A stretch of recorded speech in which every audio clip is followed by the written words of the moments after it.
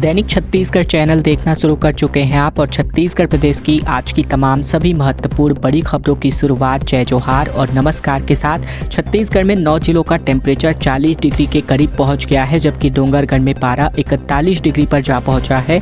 आज और कल में आंधी तूफान के साथ बूंदाबांदी के आसार मौसम विज्ञान विभाग ने जताए हैं। छत्तीसगढ़ में मार्च के अंतिम हफ्ते में कई जिलों का तापमान 40 डिग्री के करीब पहुंच चुका है। साथ ही मौसम विज्ञान विभाग के मुताबिक बीते दिन डोंगरगढ़ का तापमान 41.3 डिग्री सेल्सियस रिकॉर्ड किया गया। वहीं रायपुर में दिन का अधिकतम टेम्परेचर 39.5 डिग्री सेल्सियस हुआ। यानी कि अगर आज की बात करें तो छत्तीसगढ़ में मौसम आज शुष्क रहेगा। वहीं आने वाले आज और कल में अधिकतम तापमान में 1 से लेकर 3 डिग्री तक की बढ़ोतरी की संभावना है। रायपुर, बिलासपुर, दुर्ग जिले में अधिकतम तापमान 40 डिग्री के पार पहुंच जाएगा। इसी के साथ ही मौसम विज्ञान विभाग ने आज और कल के लिए येलो अलर्ट जारी किया है। प्रदेश में शनिवार को एक बार फिर से आंधी के साथ बूंदाबांदी हल्की से हो सकती है। साथ ही बिजली गिरने की संभावना मौसम विज्ञान विभाग ने जताई है। छत्तीसगढ़ में बेरोजगारी का अंदाजा आप इस वक्त से लगा सकते हैं, जहां 300 सीटों के लिए तकरीबन 6 लाख फॉर्म सबमिट हुए हैं। छात्रावास अधीक्षक के पदों के लिए इतने ज़्यादा आवेदन आए कि 3 जिलों का विकल्प ही हटा दिया गया है। प्रदेश में छात्रावास अधीक्षक श्रेणी द के पदों पर भर्ती होनी है और 300 पोस्ट के लिए तकरीबन 6 लाख से अधिक आवेदन मिल चुके हैं। फॉर्म्स की संख्या इतनी ज़्यादा हो गई है कि रायपुर, बिलासपुर, दुर्ग समेत कई जिलों के विकल्प हटा दिए गए हैं। एग्जाम सिटी में इनके बदले दूसरे जिलों का विकल्प दिया जा रहा है। ऑनलाइन आवेदन की तारीख 31 मार्च तक है और इस तारीख तक आवेदन की संख्या तकरीबन 6.25 लाख से अधिक होने की संभावना है। छात्रावास अधीक्षक के लिए भर्ती परीक्षा जुलाई माह में आयोजित होने की संभावना है और जानकारी के मुताबिक छात्रावास अधीक्षक भर्ती के लिए न्यूनतम शैक्षिक योग्यता 12वीं पास है। इसीलिए शुरुआत में ही तकरीबन 3 लाख से प्लस आवेदन आने का अनुमान था, लेकिन अभी तक 6 लाख से अधिक फॉर्म्स आ चुके हैं। केंद्र सरकार के खिलाफ यहां पर छत्तीसगढ़ में प्रदर्शन होने जा रहा है। 1823 करोड़ के नोटिस के खिलाफ दीपक बैज ने कहा कि ये मोदी सरकार की तानाशाही है, कांग्रेस को आर्थिक चोट पहुंचाने की। छत्तीसगढ़ कांग्रेस अध्यक्ष दीपक बैज ने कांग्रेस को 1823 करोड़ रुपए का आयकर नोटिस जारी करने को लेकर केंद्र की मोदी सरकार को तानाशाही करार दिया। उन्होंने कहा कि देश में लोकसभा चुनाव के समय मुख्य विपक्षी दल को संसाधन विहीन करके केंद्र सरकार ये साजिश कर रही है। बैज ने कहा कि मोदी को यह पता चल चुका है कि उनके खिलाफ देश में माहौल कैसा है। उनकी विदाई की बेला नजदीक आ गई है, तो विपक्ष को चुनाव लड़ने से रोकने के लिए इनकम टैक्स विभाग को आगे कर दिया गया है। बैज ने केंद्र की मोदी सरकार पर लोकतंत्र विरोधी षड्यंत्र रचने का आरोप लगाया।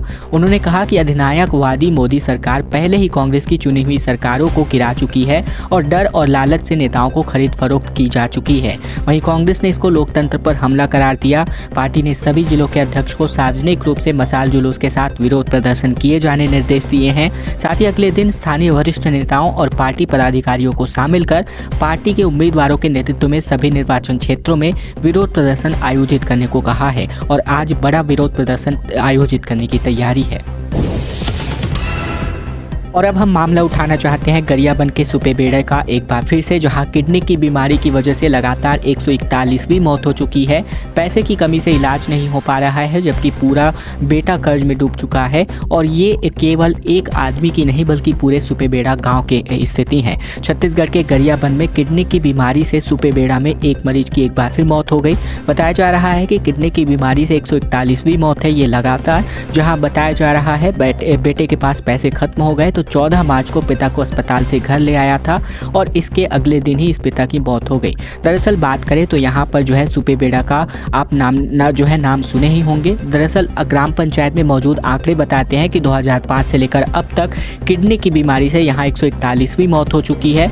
2011 में मरने वालों की संख्या 96 है और अब 30 से ज़्यादा किडनी पीड़ित है। मामला सामने आने के बाद से मौत के आंकड़े और बीमारों की संख्या में कमी आई है, तो वही बीमारी जड़ से खत्म अभी तक नहीं हो पाई है। वहीं मामले में सीएमएचओ गार्गी यदु ने बताया कि पीड़ित का इलाज एम्स में चल रहा था। वहीं आधा अधूरा इलाज बीच परिवार में बगैर डॉक्टरी सलाह के वापस ले आए थे, जिसकी वजह से ये जो घटना है वो घटी। और आपको बता दें कि विधानसभा चुनाव में ये सुपेबेड़ा का मुद्दा भी एक महत्वपूर्ण बिंदु के रूप में उभरा हुआ था, जहां पर इन संसाधन को उपलब्ध कराने को लेकर के लगातार वादे किए गए थे, लेकिन अभी तक सरकार यहां जमीन पर उतरती नजर नहीं आती है।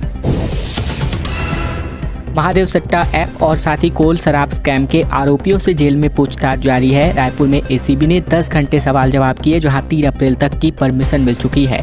रायपुर सेंट्रल जेल में काफी लंबे समय से बंद महादेव सट्टा, कोयला घोटाला और शराब घोटाले के आरोपियों से एसीबी की टीम ने पूछताछ की है। टीम ने शुक्रवार सुबह जेल के अंदर पहुंची और तकरीबन 10 घंटे बाद रात 8 बजे टीम बाहर निकली।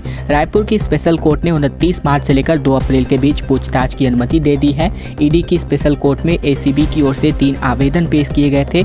आवेदन में कहा गया था कि स्कैम मामले में आगे की जांच के लिए जेल में बंद आरोपियों से पूछताछ करना जरूरी है। कोर्ट ने आवेदन को स्वीकार करते हुए जेल में ही पूछताछ करने की अनुमति प्रदान की है। केंद्रीय जेल में बंद शराब घोटाला मामले में अरविंद सिंह, महादेव सट्टेबाजी में असीम दास, भीम यादव और सतीश चंद्राकर, साथ ही कोयला घोटाला मामले में समीर बिश्नोई, सूर्यकांत तिवारी, शिवशंकर नाग और नायर से पूछताछ की जा रही है। आगे की कार्यवाही अब आगे बढ़ने की उम्मीद है, जहां एसीबी ने कोयला घोटाला, शराब घोटाला और महादेव ऐप मामले में पिछले दिनों एफआईआर भी दर्ज की है। आंसर शीट जांचनी शुरू हो चुकी है। 10वीं के विज्ञान में 2 जबकि 12वीं के अंग्रेजी, रसायन और संस्कृत में इस बार एक अंक बोनस के तौर पर मिलने वाला है छात्रों को। दरअसल माध्यमिक शिक्षा मंडल की 10वीं और 12वीं की बोर्ड परीक्षाओं की उत्तर पुस्तिकाओं का मूल्यांकन कार्य शुरू हो चुका है। इस बार 10वीं के विज्ञान, 12वीं के रसायन, अंग्रेजी और संस्कृत के पर्चों में कुछ त्रुटियां पाई गई थी और इसी वजह से 10वीं के विज्ञान में 2, 12वीं के अंग्रेजी, रसायन और संस्कृत में एक अंक बोनस के तौर पर दिया जाएगा। पिछले साल के मुकाबले इस बार कम गलतियां हुई हैं। पिछली परीक्षा में भी त्रुटियां कम हुई थी और इसके लिए विभिन्न विषयों में विद्यार्थियों को कुल 8 अंक बोनस के तौर पर दिए गए थे। ये अंक नतीजे घोषित होने के पहले ही परीक्षार्थियों की अंक सूची में जोड़ दिए जाते हैं। वहीं अगर बात करें तो इससे प्रवीण सूची को कोई प्रभाव हालांकि नहीं पड़ता है। मुठभेड़ के विरोध में नक्सलियों का सुकमा और बीजापुर बंद का आह्वान आज होने जा रहा है, जहां 30 मार्च और 3 अप्रैल को बंद का आह्वान नक्सलियों के द्वारा किया गया है। सरकार पर आदिवासियों के नरसंहार का आरोप लगाया गया है। छत्तीसगढ़ के बीजापुर के चिपुर भट्टी इलाके में हुई पुलिस और नक्सली मुठभेड़ में विरोध में नक्सलियों ने सुकमा और बीजापुर जिले में बंद का आह्वान किया है। नक्सली कमांडर गंगा ने प्रेस नोट में लिखा है कि नक्सली गंगी और पुनेम नागेश समेत एक अन्य नक्सली साथी साधारण वेशभूषा में थे। ये लोग ग्रामीणों की बैठक ले रहे थे। इसी दौरान पुलिस फोर्स ने इस पर हमला कर दिया, जिनमें उनके 2 साथियों समेत कुल 6 ग्रामीण मारे गए हैं। वहीं प्रेस नोट में 3 अप्रैल को बीजापुर और सुकमा ये दोनों जिला बंद करने की बात लिखी हुई है। वहीं केंद्र और राज्य सरकार के खिलाफ आज 30 मार्च को नक्सलियों ने बीजापुर जिला बंद का आह्वान किया है। बीजापुर में कवासी लखमा ने कहा कि मेरी टक्कर भाजपा प्रत्याशी से नहीं जबकि नरेंद्र मोदी से है। इन्होंने कहा कि मुझे महेश को कोई नहीं जानता, मुझे बीजेपी के लोगों का समर्थन मिला हुआ है। दरअसल बस्तर लोकसभा सीट से कांग्रेस प्रत्याशी कवासी लखमा का कहना है कि मेरी टक्कर भाजपा प्रत्याशी से नहीं बल्कि नरेंद्र मोदी से है, बीजेपी संगठन से है। भाजपा प्रत्याशी को कोई नहीं जानता। चुनाव में मुझे पूर्व सांसद दिनेश कश्यप, पूर्व मंत्री केदार कश्यप, एमएलए लता उसेंडी समेत भाजपा के लोगों का समर्थन मिल रहा है। दरअसल कवासी लखमा चुनाव प्रचार के लिए बीजापुर पहुंचे थे, जहां उन्होंने प्रेस कॉन्फ्रेंस में कहा कि महेश कश्यप को इनकी पार्टी के लोग ही नहीं जिताएंगे, क्योंकि इनसे आज तक भाजपा का झंडा नहीं उठाया गया। इनके नेताओं को पता है कि अगर ये जीत गया तो इसके लिए दरी बिछानी पड़ेगी।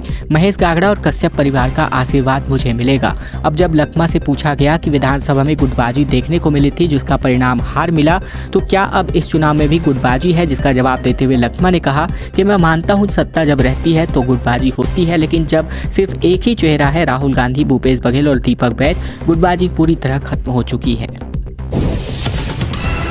384 प्रत्याशी उतारने के सवाल पर बीजेपी कांग्रेस में अब घमासान छिड़ता नजर आ रहा है। भाजपा का कहना है कि भूपेश बघेल की विनाशकाले विपरीत बुद्धि हो चुकी है, जबकि कांग्रेस ने कहा कि हमारे प्रत्याशियों से भाजपा वाले बौखला चुके हैं। छत्तीसगढ़ के पूर्व मुख्यमंत्री भूपेश बघेल के 384 प्रत्याशी उतारने और ईवीएम की जगह बैलेट पेपर से चुनाव कराने वाले बयान पर अब बीजेपी ने हमला बोला है। भाजपा के प्रदेश प्रवक्ता केदार गुप्ता ने कहा कि भूपेश बघेल की विनाशकाले विपरीत बुद्धि, यही हाल पूरी कांग्रेस पार्टी की है। रायपुर के एकात्म परिसर में भाजपा कार्यालय में केदार गुप्ता ने कहा कि मुझे लगता है कि भूपेश बघेल ने मानसिक रूप से अपनी हार स्वीकार कर ली है। ये पहली बार है जब किसी राजनीतिक पार्टी का कोई स्तर का नेता अपने कार्यकर्ताओं को कहे कि आप 384 फॉर्म भर दो, चुनाव लड़ो ताकि बैलेट पेपर से वोटिंग हो। वहीं भाजपा का सवाल है कि केदार गुप्ता ने कहा कि हर कोई भूपेश बघेल को समझाने भी नहीं गया। कांग्रेस इतनी पुरानी पार्टी है और इस तरह की बातें कर रही है। भाजपा नेताओं से कांग्रेस पार्टी और भूपेश बघेल से सवाल पूछे जा रहे हैं। अंबिकापुर में बहुचर्चित जमीन घोटाले को लेकर अधिकारियों और कर्मचारियों के खिलाफ विभागीय जांच के आदेश कलेक्टर ने जारी किए हैं। साथ ही कलेक्टर ने सभी रजिस्ट्रियों को शून्य घोषित कर दिया है। अंबिकापुर के नमन कला में स्थित बेशकीमती 4.22 एकड़ यानी 4 करोड़ 22 लाख के जमीन के फर्जी तरीके से नामांतरण और बिक्री के मामले में अधिकारियों और कर्मचारियों के खिलाफ विभागीय जाँच शुरू हो गई है। कलेक्टर न्यायालय ने बीते दिन इस भूमि को लेकर शासकीय मद में दर्ज करने का आदेश जारी कर दिया। कलेक्टर कोर्ट ने सभी रजिस्ट्रियों को शून्य घोषित कर दिया है। वहीं मामले में भूमाफिया के साथ कुछ अधिकारियों पर भी गाज गिर सकती है। जानकारी के मुताबिक अंबिकापुर के नमन कला निवासी बंसू लोहार की मौत 15 साल पहले हो चुकी है और उसे सहदेव योजना के अंतर्गत 1967-68 में नमन कला में शासकीय नजूल भूखंड क्रमांक 243/1 में तकरीबन 4.22 एकड़ भूमि का पट्टा जारी कर दिया गया था। वहीं मृत व्यक्ति के नाम पर यहाँ दूसरा बंसू खड़ा कर दिया गया है, जिसको लेकर के अब इस तमाम रजिस्ट्रियों को जो कलेक्टर ने शून्य घोषित कर दिया है और ये करोड़ों रुपए की जमीन का घोटाला मामला है। और अब खबर कोरबा से आ रही है, जहां सड़क हादसे में 6 मवेशियों की मौत हो गई। अज्ञात वाहन ने टक्कर मार करके गौ सेवकों से अब नाराजगी जता दी है। दरअसल पुलिस ने ये मामला भी दर्ज कर लिया है। कोरबा जिले के गोढ़ी राखड़ बांध के पास तेज रफ्तार भारी वाहन ने 6 मवेशियों को कुचल दिया। हादसे में 6 मवेशियों की मौके पर ही मौत हो गई, जिसके बाद सड़क पर काफी देर तक उनके शव बिखरे हालात में पड़े रहे। मामला सिविल लाइंस थाना क्षेत्र का है। मुख्य सड़क के किनारे जहां तहां मवेशियों के शव पड़े हुए देखकर इस घटना को लेकर गौ सेवकों में काफी आक्रोश है। इधर हादसे के बाद आरोपी ड्राइवर गाड़ी लेकर फरार हो चुका है। बालकों की तरफ से ये राखड़ भरा ट्रेलर आ रहा था, तब ये हादसा हुआ। गौ सेवा समिति ने पूरा मामला FIR के तौर पर दर्ज करवाया है। जगदीश कौशिक जो कि अनशन पर बैठे हुए थे, अब जूस पीकर इन्होंने अपना अनशन खत्म कर दिया है। बिलासपुर से कांग्रेस कैंडिडेट घोषित करने को लेकर के विरोध प्रदर्शनी के द्वारा हो रहा था। देवेंद्र यादव भी इनसे मिलने पहुंचे। बिलासपुर में पिछले 3 दिन से अनशन पर बैठे कांग्रेस नेता जगदीश कौशिक ने नाटकीय रूप से अपना अनशन खत्म कर दिया है।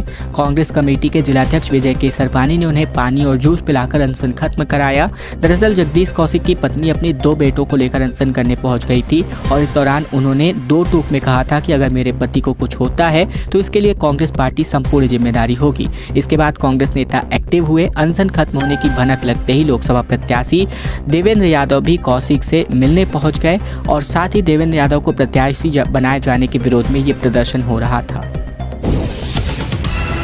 ट्रेनिंग से गायब मिले 17 अधिकारियों और कर्मचारियों पर GPM कलेक्टर ने नोटिस जारी कर जवाब तलब किया है। कलेक्टर ने चुनावी प्रक्रिया प्रशिक्षण का जायजा लिया, जहां सही ढंग से ट्रेनिंग लेना जरूरी, ये निर्देश जारी किया। गौरेला पिंडा मरवाही में लोकसभा चुनाव को लेकर मतदान प्रक्रिया के संबंध में दिए जा रहे प्रशिक्षण का कलेक्टर और जिला निर्वाचन अधिकारी लीना कमलेश मंडावी ने जायजा लिया। ट्रेनिंग के पहले दिन पहले चरण में सेजेस पेंड्रा, सेमरा और मरवाही में कुल 686 अधिकारियों और कर्मचारियों को प्रशिक्षण दिया गया, जहाँ कलेक्टर ने पेंड्रा और सेमरा में चल रहे प्रशिक्षण का जायजा लिया और इस दौरान प्रशिक्षण में अनुपस्थित पाए गए 17 अधिकारियों और कर्मचारियों को कारण बताओ नोटिस जारी किया है। इनमें प्रशिक्षण केंद्र सेमरा गौरेला में 12, पेंड्रा में 4 और मरवाही में कुल 1 ट्रेनी शामिल है।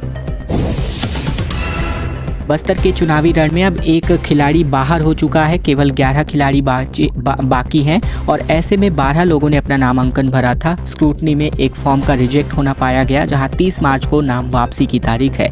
बस्तर लोकसभा सीट से इस चुनावी रण में अब 11 खिलाड़ी ही बच पाए हैं। एक का नामांकन पत्र रिजेक्ट कर दिया गया है।